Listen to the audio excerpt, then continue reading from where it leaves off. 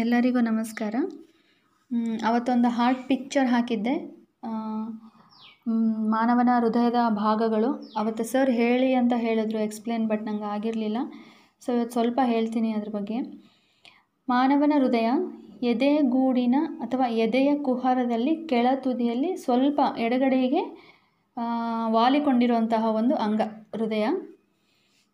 ಮಾನವನ ಹೃದಯ ಪ್ರತಿಯೊಬ್ಬ ವ್ಯಕ್ತಿಯ ಎಡಗೈನ ಮುಷ್ಟಿಯಷ್ಟಿರುತ್ತದೆ. ನಾವು ಬೆರಳುಗಳನ್ನು ಮಡಚಿದಾಗ ಏನು ಮುಷ್ಟಿ ಆಗುತ್ತಲ್ಲ ಅದರಷ್ಟು ನಮ್ಮ ಹೃದಯ ಇರುತ್ತದೆ. ಇನ್ನು ಎಕ್ಸಾಮ್ ಓರಿಯೆಂಟೆಡ್ ನೋಡೋದಾದರೆ ಹುಡುಗಿಯರ ಹಾರ್ಟ್ ಸೈಜ್ ಬಂದು ಆ್ಯಾವ್ರೇಜ್ 250 to 300 ಗ್ರಾಮ್ಸ್ ಇರುತ್ತೆ. ಇನ್ನು ಹುಡುಗರ ಹಾರ್ಟ್ ಸೈಜ್ ಬಂದು 300 ಗ್ರಾಮ್ಸ್ to 350 ಗ್ರಾಮ್ಸ್ ಅಷ್ಟು ಇರುತ್ತೆ. ಇನ್ನು ಇನ್ನೊಂದು ಇಂಪಾರ್ಟೆಂಟಾಗಿ ಏನು ನೋಡೋದು ಅಂತಂದರೆ, ಪ್ರತಿಯೊಂದು ಜೀವಿಯ ಸೃಷ್ಟಿಯಲ್ಲಿ ಮೊದಲು ಕಾರ್ಯ ಮಾಡುವಂತಹ ಆರ್ಗ್ಯಾನ್ ಯಾವುದು ಅಂತ ಹೇಳಿದ್ರೆ ಅದು ಹೃದಯ. ಈಗ ಒಬ್ಬ ಪ್ರೆಗ್ನೆಂಟ್ ಲೇಡಿ ಇದ್ದಾರೆ ಅಂತಂದಾಗ ಅವ್ರು ಪ್ರೆಗ್ನೆಂಟ್ ಅಂತ ಗೊತ್ತಾದ 21 ಡೇಸ್ಗೆ ಒಂದು ಅಂಗರಚನೆ ಆಗಿರುತ್ತೆ ಅಲ್ಲಿ. ಅದು ಯಾವುದು ಅಂತ ಹೇಳಿದ್ರೆ ಹೃದಯ. ಫಸ್ಟ್ ಸ್ಕ್ಯಾನಿಂಗ್ ಅಂತ ಮಾಡ್ಸೋಕ್ಕೆ ಅಂತ ಹೋಗ್ತಾರಲ್ಲ, ಆ ಸ್ಕ್ಯಾನಿಂಗ್ ಮಾಡಿಸಿದಾಗ ಆ ಸ್ಕ್ಯಾನಿಂಗಲ್ಲಿ ಫಸ್ಟ್ ಐಡೆಂಟಿಫೈ ಆಗುವಂತಹ ಅಂಗನೇ ಯಾವುದು ಅಂತ ಹೇಳಿದ್ರೆ ಹಾರ್ಟ್ ಅಂತ ಹೇಳ್ಬೋದು. ಸೊ ಇಲ್ಲಿ ಎಷ್ಟು ಡೇಸ್ಗೆ ನಮಗೆ ಹೃದಯ ರಚನೆ ಗೊತ್ತಾಗುತ್ತೆ ಅಂತ ಹೇಳಿದ್ರೆ 21 ಡೇಸ್ಗೆ ಆಫ್ಟರ್ ಪ್ರೆಗ್ನೆನ್ಸಿ. ಸೊ ನೆಕ್ಸ್ಟ್ 1 ನಿಮಿಷಕ್ಕೆ ಅಂದರೆ 60 ಸೆಕೆಂಡ್ಗೆ ಹಾರ್ಟ್ 5 ಲೀಟರ್ನಷ್ಟು ಬ್ಲಡ್ಡನ್ನು ಏನು ಮಾಡುತ್ತೆ, ಸರ್ಕ್ಯುಲೇಟ್ ಮಾಡುತ್ತೆ, ಅಂದರೆ all over the body. So ನಮ್ಮ ದೇಹಕ್ಕೆ ಬ್ಲಡ್ ಸರ್ಕ್ಯುಲೇಟ್ಗೆ ಕಾರಣ ಯಾವುದು ಅಂತ ಹೇಳಿದ್ರೆ ಹಾರ್ಟ್. ಇನ್ನು 24x ಕೆಲಸ ಮಾಡುವಂತಹ ನಮ್ಮ ದೇಹದ ಅಂಗ ಅದು ಆರ್ಗ್ಯಾನ್ ಯಾವುದು ಅಂತ ಹೇಳಿದ್ರೆ ಹಾರ್ಟ್ ಅಂತಲೇ ಹೇಳ್ಬೋದು. ಯಾಕಂದರೆ ಹಾರ್ಟಿಗೆ ರೆಸ್ಟ್ ಇರಲ್ಲ. ನಮ್ಮ ದೇಹದ ಬೇರೆ ಎಲ್ಲ ಭಾಗಗಳಿಗೂ ನಾವೇನು ಮಾಡ್ತೀವಿ, ಮೈಂಡ್ಗೂ ಕೂಡ ನಾವು ಸ್ವಲ್ಪ ರೆಸ್ಟ್ ಕೊಡ್ತೀವಿ, ಬಟ್ ಹಾರ್ಟಿಗೆ ರೆಸ್ಟ್ ಕೊಡೋಕ್ಕೆ ಆಗಲ್ಲ. ಇಲ್ಲಿ ಹೃದಯದ ಪ್ರಮುಖವಾಗಿರುವಂಥ ಕೆಲವೊಂದು ಅಂಶಗಳನ್ನು ನಾವು ನೋಡೋದಾದರೆ, ಹೃದಯದ ಬಗ್ಗೆ ಅಧ್ಯಯನ ಮಾಡೋದನ್ನು ನಾವು ಕಾರ್ಡಿಯಾಲಜಿ ಅಂಥೇಳಿ ಕರಿತೀವಿ. ಅಂದರೆ cardiology It is a branch of biology deals with a study of structure and function of the heart.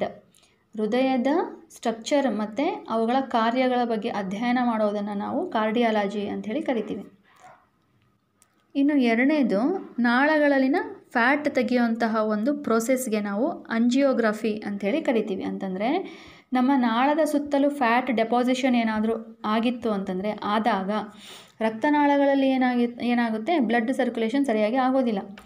So ಆ ಟೈಮಲ್ಲಿ ನಮ್ಮ ರಕ್ತನಾಳಗಳಲ್ಲಿ ಇರುವಂತಹ ಫ್ಯಾಟನ್ನು ತೆಗೆಯುವಂತಹ ಪ್ರೋಸೆಸ್ಗೆ ನಾವು ಅಂಜಿಯೋಗ್ರಫಿ ಅಂತ ಹೇಳ್ಬಿಟ್ಟು ಕರಿತೀವಿ. ಇನ್ನು ಮೂರನೇದು ಬೈಪಾಸ್ ಸರ್ಜರಿ.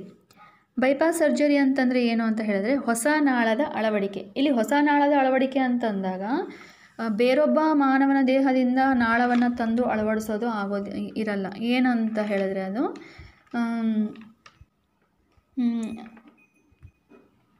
ಸ್ಟಂಟ್ ಅಂತ ಹೇಳಿ ಕರಿತೀವಿ. ಸ್ಟಂಟ್ ಅಂತಂದರೆ ಇಲ್ಲಿ ಕೃತಕವಾಗಿ ಸಿಗುವಂತಹ ಒಂದು ನಾಳ, ಅದು ಆರ್ಟಿಫಿಷಿಯಲ್ ನಾಳ ಅಂಥೇಳಿ ಕರಿತೀವಿ. ಅದರ ಹೆಸರು ಬಂದ್ಬಿಟ್ಟು ಸ್ಟಂಟ್. ಇದನ್ನು ಅಳವಡಿಸೋದ್ರ ಮೂಲಕ ಏನು ಮಾಡ್ಬೋದು ಅಂತ ಹೇಳಿದ್ರೆ ಬ್ಲಡ್ ಸರ್ಕ್ಯುಲೇಷನ್ ಈಸಿಯಾಗಿ ಆಗೋ ಥರ ಮಾಡ್ಬೋದು. ಸೊ ಇಲ್ಲಿ ನೆಕ್ಸ್ಟ್ ಹೃದಯದಲ್ಲಿರುವ ರಕ್ತನಾಳಗಳು, ಬ್ಲಡ್ ವೆಸಲ್ಸ್. ಫಸ್ಟ್ ಬಂದ್ಬಿಟ್ಟು ಅಪಧಮನಿ, ಆರ್ಟರೀಸ್ ಅಂಥೇಳಿ ಕರಿತೀವಿ. ಹೃದಯದಿಂದ ರಕ್ತವನ್ನು ನಮ್ಮ ದೇಹದ ಎಲ್ಲ ಭಾಗಗಳಿಗೂ ಸರಬರಾಜು ಮಾಡುವಂತಹ ಕೆಲಸ ಯಾವುದು ಮಾಡುತ್ತೆ ಅಂತ ಹೇಳಿದ್ರೆ ಅಪಧಮನಿ.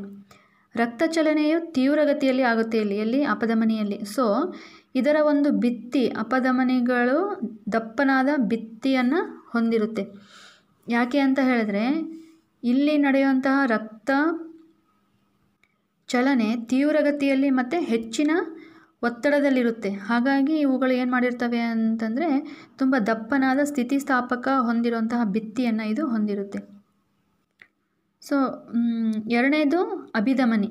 ರಕ್ತವನ್ನು ನಮ್ಮ ದೇಹದ ಎಲ್ಲ ಭಾಗಗಳಿಂದ ಹೃದಯಕ್ಕೆ ಸರಬರಾಜು ಮಾಡುತ್ತದೆ. ಅಲ್ಲಿ ಹೃದಯದಲ್ಲಿರುವಂತಹ ಬ್ಲಡ್ಡನ್ನು ಅಪಧಮನಿ ಏನು ಮಾಡಿತ್ತು, ದೇಹದ ಬೇರೆ ಆರ್ಗ್ಯಾನ್ಸ್ಗೆಲ್ಲ ಅದು ಸಪ್ಲೈ ಮಾಡಿತ್ತು. ಬಟ್ ಇಲ್ಲಿ ಅಭಿಧಮನಿ ಏನು ಮಾಡುತ್ತೆ ಅಂತ ಹೇಳಿದ್ರೆ ದೇಹದ ಬೇರೆ ಭಾಗಗಳಲ್ಲಿರುವಂತಹ ರಕ್ತವನ್ನು ಹೃದಯಕ್ಕೆ ತಗೊಂಡು ಹೋಗುವಂತಹ ಕೆಲಸವನ್ನು ಅಭಿಧಮನಿ ಮಾಡುತ್ತೆ. ಸೊ ಇಲ್ಲಿ ಏನಾಗುತ್ತೆ ಅಂತ ಹೇಳಿದರೆ ನಮ್ಮ ಹಾರ್ಟ್ನಲ್ಲಿ ಆಕ್ಸಿಜಿನೇಟೆಡ್ ಮತ್ತು ಡಿಆಕ್ಸಿಜಿನೇಟೆಡ್ ಅಂತಂದರೆ ಆಮ್ಲಜನಕ ರಹಿತ ಮತ್ತು ಆಮ್ಲಜನಕ ಸಹಿತ ಬ್ಲಡ್ ಆಲ್ರೆಡಿ ಇರೋದಿಲ್ಲ ಅಲ್ಲ. ಸೊ ನಮ್ಮ ದೇಹದಲ್ಲಿ ಆಮ್ಲಜನಕ ರಹಿತ ರಕ್ತವನ್ನು ನಮ್ಮ ಹಾರ್ಟ್ಗೆ ತೆಗೆದುಕೊಂಡು ಹೋಗುತ್ತೆ. ಅಲ್ಲಿ ಪ್ರಮುಖವಾಗಿ ಶುದ್ಧೀಕರಿಸೋದು ಯಾವುದು? ಹಾರ್ಟಲ್ಲಿ ಹೋದಂತಹ ಬ್ಲಡ್ಡನ್ನು ಶುದ್ಧೀಕರಿಸೋದು ಯಾವುದು ಅಂತ ಹೇಳಿದ್ರೆ ಲಂಗ್ಸ್, ಶ್ವಾಸಕೋಶ. ಸೊ ನೆಕ್ಸ್ಟಲ್ಲಿ ಪ್ಯೂರಿಫೈ ಆದಂತಹ ಅಥವಾ ಶುದ್ಧವಾದಂಥ ಆಕ್ಸಿಜಿನೇಟೆಡ್ ಅಥವಾ ಆಮ್ಲಜನಕ ಸಹಿತ ಬ್ಲಡ್ ಏನಾಗುತ್ತೆ, ಹಾರ್ಟ್ನಲ್ಲಿ ಕಲೆಕ್ಟ್ ಆಗುತ್ತೆ. ಸೊ ಅಲ್ಲಿ ಕಲೆಕ್ಟ್ ಆದಂತಹ ಆಮ್ಲಜನಕ ಸಹಿತ ಬ್ಲಡ್ ಏನಾಗುತ್ತೆ ಅಂತಂದರೆ ಸರ್ಕ್ಯುಲೇಟ್ ಮಾಡೋದು ಯಾವುದು ಅಂತ ಹೇಳಿದ್ರೆ ಆರ್ಟರೀಸ್, ಅಪಧಮನಿ. ಇಲ್ಲಿ ಅಭಿಧಮನಿಗಳು ತೆಳುವಾದ ಭಿತ್ತಿಗಳನ್ನು ಹೊಂದಿದೆ. ಅಲ್ಲಿ ಅಪಧಮನಿಗಳಲ್ಲಿ ನಾವು ದಪ್ಪವಾದಂತಹ ಭಿತ್ತಿಯನ್ನು ಹೊಂದಿರುತ್ತೆ ಅಂತ ನೋಡಿದ್ವಿ. ಸೊ ಇಲ್ಲಿ ತೆಳುವಾದಂತಹ ಭಿತ್ತಿಯನ್ನು ಹೊಂದಿರುತ್ತೆ. ರಕ್ತವನ್ನು ಹೃದಯದ ಕಡೆಗೆ ಮಾತ್ರ ಹರಿಯುವಂತೆ ಮಾಡಲು ಅಭಿಧಮನಿಗಳಲ್ಲಿ ಏನಿರುತ್ತವೆ ಅಂತಂದರೆ ಕವಾಟುಗಳು ಇರ್ತವೆ. ಸೊ ನೆಕ್ಸ್ಟ್ ಏನಾಗುತ್ತೆ, ಅಪಧಮನಿಗಳು ಚಿಕ್ಕ ನಾಳಗಳಾಗಿ ವಿಭಜನೆ ಹೊಂದಿರ್ತವೆ. ಅಂಗಾಂಶಗಳನ್ನು ತಲುಪಿದಾಗ ಅವು ಲೋಮನಾಳ ಅಂದರೆ ಕ್ಯಾಪಿಲರಿಗಳೆಂಬ ಅತಿ ಸೂಕ್ಷ್ಮ ನಾಳಗಳಾಗಿ ಅಲ್ಲಿ ವಿಭಜನೆಯನ್ನು ಹೊಂದುತ್ತೆ. ಅಪಧಮನಿ ಮತ್ತು ಅಭಿಧಮನಿಗಳ ನಡುವೆ ಸಂಪರ್ಕವನ್ನು ಕಲ್ಪಿಸುತ್ತದೆ. ಯಾವುದು ಅಂತ ಹೇಳಿದ್ರೆ ಲೋಮನಾಳ, ಕ್ಯಾಪಿಲರೀಸ್ ಅಂತ ಹೇಳಿ ಕರಿತೀವಿ ನಾವು ಅದನ್ನು. ರಕ್ತ ಮತ್ತು ಸುತ್ತಲಿನ ಜೀವಕೋಶಗಳ ಮಧ್ಯೆ ವಸ್ತುಗಳ ವಿನಿಮಯ ಏನಿರುತ್ತಲ್ಲ, ಈ ತೆಳುವಾದ ಭಿತ್ತಿಯ ಮೂಲಕ ಅಂದರೆ ಲೋಮನಾಳಗಳ ಮೂಲಕ ನಡೆಯುತ್ತದೆ. ನಂತರ ಲೋಮನಾಳಗಳು ಒಟ್ಟಿಗೆ ಸೇರಿ ಏನಾಗುತ್ತೆ, ಅಭಿಧಮನಿಗಳನ್ನು ಉಂಟು ಮಾಡುತ್ತೆ. ಅವು ರಕ್ತವನ್ನು ಅಂಗ ಮತ್ತು ಅಂಗಾಂಶದಿಂದ ಹೊರಗೆ ಸಾಗಿಸುವಂತಹ ಕೆಲಸವನ್ನು ಮಾಡುತ್ತೆ. ಸೊ ನೆಕ್ಸ್ಟ್ ನಾವಿಲ್ಲಿ ನೋಡೋದು ಹೃದಯದ ಭಾಗಗಳು. ಬಲ ಹೃತ್ಕರ್ಣ, ಎಡ ಹೃತ್ಕರ್ಣ, ಬಲ ಹೃತ್ಕುಕ್ಷಿ, ಎಡ ಹೃತ್ಕುಕ್ಷಿ, ಮಹಾ ಅಪಧಮನಿ, ಮಹಾ ಅಭಿಧಮನಿ. ಇಷ್ಟು ನಾವು ಮಾನವನ ಹೃದಯದಲ್ಲಿ ನೋಡುವಂತಹ ಏನು ಭಾಗಗಳಾಗಿರ್ತವೆ. ಇಲ್ಲಿ ಮಾನವನ ಹೃದಯ 4 ಕೋಣೆಗಳನ್ನು ಹೊಂದಿರುತ್ತೆ. ಮೇಲಿನ 2 ಕೋಣೆಗಳನ್ನು ನಾವು ಹೃತ್ಕರ್ಣಗಳು ಅಂಥೇಳಿ ಕರಿತೀವಿ. ಅಂದರೆ ಬಲ ಹೃತ್ಕರ್ಣ, ಎಡ ಹೃತ್ಕರ್ಣ 2. ಕೆಳಗಿನ 2 ಕೋಣೆಗಳನ್ನು ನಾವು ಹೃತ್ಕುಕ್ಷಿಗಳು ಅಂಥೇಳಿ ಕರಿತೀವಿ. ಇಲ್ಲಿ ಮತ್ತೆ ಬಲ ಹೃತ್ಕುಕ್ಷಿ ಆಮೇಲೆ ಎಡ ಹೃತ್ಕುಕ್ಷಿ. ಸೊ ಇಲ್ಲಿ ಬಲ ಹೃತ್ಕರ್ಣ, ಎಡ ಹೃತ್ಕರ್ಣಗಳ ಕೆಲಸ ಏನು? ರಕ್ತವನ್ನು ಸ್ವೀಕಾರ ಮಾಡೋದು, ಬ್ಲಡ್ ಸೆಲ್ಸನ್ನು ಅಬ್ಸಾರ್ಪ್ಷನ್ ಮಾಡುವಂತಹ ಕೆಲಸವನ್ನು ಬಲ ಹೃತ್ಕರ್ಣ ಮತ್ತು ಎಡ ಹೃತ್ಕರ್ಣವನ್ನು ಮಾಡಿದರೆ, ಬಲ ಹೃತ್ಕುಕ್ಷಿ ಮತ್ತು ಎಡ ಹೃತ್ಕುಕ್ಷಿ ಯಾವ ಕೆಲಸವನ್ನು ಮಾಡುತ್ತೆ ಅಂತ ಹೇಳಿದರೆ ರಕ್ತವನ್ನು ಪಂಪು ಮಾಡುವಂತಹ ಕೆಲಸವನ್ನು ಮಾಡುತ್ತೆ. ಸೊ ಇಲ್ಲಿ 4 ಕೋಣೆಗಳು ಆಕ್ಸಿಜನ್ ಮತ್ತು ಕಾರ್ಬನ್ ಡೈಆಕ್ಸೈಡ್ ಎರಡನ್ನೂ ರಕ್ತದ ಮೂಲಕ ಸಾಗಾಣಿಕೆ ಮಾಡಬೇಕಾಗಿರುತ್ತೆ. ಹೃದಯ ಆಕ್ಸಿಜನ್ ಸಮೃದ್ಧ ರಕ್ತವನ್ನು ಕಾರ್ಬನ್ ಡೈಆಕ್ಸೈಡ್ ಯುಕ್ತ ರಕ್ತದೊಂದಿಗೆ ಮಿಶ್ರಣವಾಗದಂತೆ ತಡೆಯಲು ಇರುವಂತಹ 4 ಕೋಣೆಗಳಿವು. ಯಾವುವು? ಈಗ ಹೇಳಿರುವಂತಹ 4 ಕೋಣೆಗಳು. ಸೊ ಕಾರ್ಬನ್ ಡೈಆಕ್ಸೈಡ್ ಅನ್ನು ತೆಗೆದುಹಾಕಲು ಕಾರ್ಬನ್ ಡೈಆಕ್ಸೈಡ್ ಸಮೃದ್ಧ ರಕ್ತ ಶ್ವಾಸಕೋಶವನ್ನು ತಲುಪಬೇಕು ಮತ್ತು ಆಕ್ಸಿಜನ್ ಪೂರಿತ ರಕ್ತವನ್ನು ಶ್ವಾಸಕೋಶಗಳಿಂದ ಮರಳಿ ಹೃದಯಕ್ಕೆ ತರಬೇಕಾಗುತ್ತೆ. ಈ ಆಕ್ಸಿಜನ್ ಸಮೃದ್ಧ ರಕ್ತವನ್ನು ನಂತರ ಏನು ಮಾಡುತ್ತೆ, ದೇಹದ ಉಳಿದ ಭಾಗಗಳಿಗೆ ಪಂಪ್ ಮಾಡಲಾಗುತ್ತೆ. ಆಕ್ಸಿಜನ್ ಇರುವಂತಹ ರಕ್ತ ಶ್ವಾಸಕೋಶಗಳಿಂದ ಏನು ಮಾಡುತ್ತೆ, ತೆಳುವಾದ ಭಿತ್ತಿ ಇರುವ ಹೃದಯದ ಮೇಲಿನ ಕೋಣೆ ಅಂದರೆ ಎಡ ಹೃತ್ಕರ್ಣಕ್ಕೆ ಬರುತ್ತೆ. ಈ ರಕ್ತವನ್ನು ಪಡೆದಾಗ ಎಡ ಹೃತ್ಕರ್ಣ ಏನಾಗುತ್ತೆ ಅಂತಂದರೆ ಅಲ್ಲಿ ಸಡಿಲವಾಗುತ್ತೆ. ನಂತರ ಇದು ಸಂಕುಚಿತವಾಗುತ್ತೆ. ಅಲ್ಲಿ ಆವಾಗ ಪಕ್ಕದಲ್ಲೇ ಇರುವಂತಹ ಇನ್ನೊಂದು ಕೋಣೆ ಎಡ ಹೃತ್ಕುಕ್ಷಿ ಹಿಗ್ಗುತ್ತೆ ಅಲ್ಲಿ. ಇದರಿಂದಾಗಿ ರಕ್ತವು ಏನಾಗುತ್ತೆ ಅಂತಂದರೆ ಇದಕ್ಕೆ ವರ್ಗಾವಣೆಗೊಳ್ಳುತ್ತದೆ. ಯಾವಾಗ ಸ್ನಾಯುವಿನಿಂದಾದ ಎಡ ಹೃತ್ಕುಕ್ಷಿಯು ಸಂಕುಚಿತವಾಗುತ್ತೋ ರಕ್ತ ದೇಹದೊಳಗೆ ಪಂಪ್ ಮಾಡಲ್ಪಡುತ್ತೆ. ನೆಕ್ಸ್ಟ್ ಏನಾಗುತ್ತೆ, ಬಲ ಹೃತ್ಕರ್ಣವು ಸಂಕೋಚಿಸಿದಂತೆ ಅದಕ್ಕನುಗುಣವಾಗಿ ಕೆಳಗಿನ ಕೋಣೆ ಏನಿರುತ್ತಲ್ಲ, ಬಲ ಹೃತ್ಕುಕ್ಷಿ ಏನಿರುತ್ತಲ್ಲ ಅದು ಆವಾಗ ಹಿಗ್ಗುತ್ತೆ. ಇದು ಬಲ ಹೃತ್ಕುಕ್ಷಿಗೆ ರಕ್ತವನ್ನು ವರ್ಗಾಯಿಸುತ್ತದೆ. ಹೃತ್ಕುಕ್ಷಿಗಳು ರಕ್ತವನ್ನು ಹಲವಾರು ಅಂಗಗಳಿಗೆ, ಮಾನವನ ದೇಹದ ಹಲವಾರು ಅಂಗಗಳಿಗೆ ಪಂಪ್ ಮಾಡಬೇಕಾಗಿರೋದ್ರಿಂದ ಅವು ಹೃತ್ಕರ್ಣಗಳಿಗಿಂತ ದಪ್ಪವಾದ ಸ್ನಾಯುವಿನ ಭಿತ್ತಿಗಳನ್ನು ಹೊಂದಿರುತ್ತೆ. ಹೃತ್ಕರ್ಣಗಳು ಅಥವಾ ಹೃತ್ಕುಕ್ಷಿಗಳು ಸಂಕುಚಿಸಿದಾಗ ರಕ್ತ ಏನಾಗುತ್ತೆ ಅಂದರೆ ಹಿಮ್ಮುಖವಾಗಿ ಹರಿಯುವಂತೆ ಕವಾಟುಗಳನ್ನು ನಾವು ಅಲ್ಲಿ ನೋಡ್ತೀವಿ. ಈ ಕವಾಟುಗಳನ್ನು ನಾವು ಎಲ್ಲಿ ನೋಡ್ತೀವಿ ಅಂತ ಹೇಳಿದ್ವಿ, ಅಭಿಧಮನಿಗಳಲ್ಲಿ ಈ ಕವಾಟುಗಳನ್ನು ನಾವು ನೋಡ್ತೀವಿ. ನೆಕ್ಸ್ಟ್ ಹೃದಯದ ಬಡಿತ. ಹೃದಯದ ಕೋಣೆಗಳ ಭಿತ್ತಿಗಳು ಸ್ನಾಯುಗಳಿಂದ ಮಾಡಲ್ಪಟ್ಟಿದೆ. ಈ ಸ್ನಾಯುಗಳು ಲಯಬದ್ಧವಾಗಿ ಸಂಕುಚನ ಮತ್ತು ವಿಕಸನಗೊಳ್ತಾ ಇರುತ್ತೆ. ಈ ಲಯಬದ್ಧವಾದ ಸಂಕುಚನ ಮತ್ತು ವಿಕಸನ ಸೇರಿ ಒಂದು ಹೃದಯದ ಬಡಿತ ಅಂದರೆ ಹಾರ್ಟ್ ಬೀಟಲ್ಲಿ ಆಗುತ್ತೆ.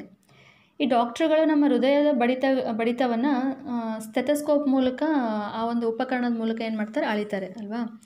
ಹೃದಯದ ಬಡಿತದ ಶಬ್ದವನ್ನು ಪ್ರವರ್ಧಿಸುವ ಸಾಧನವನ್ನಾಗಿ ಸ್ಟೆಥೋಸ್ಕೋಪನ್ನು ಡಾಕ್ಟ್ರುಗಳು ಉಪಯೋಗ ಮಾಡ್ಕೊತಾರೆ.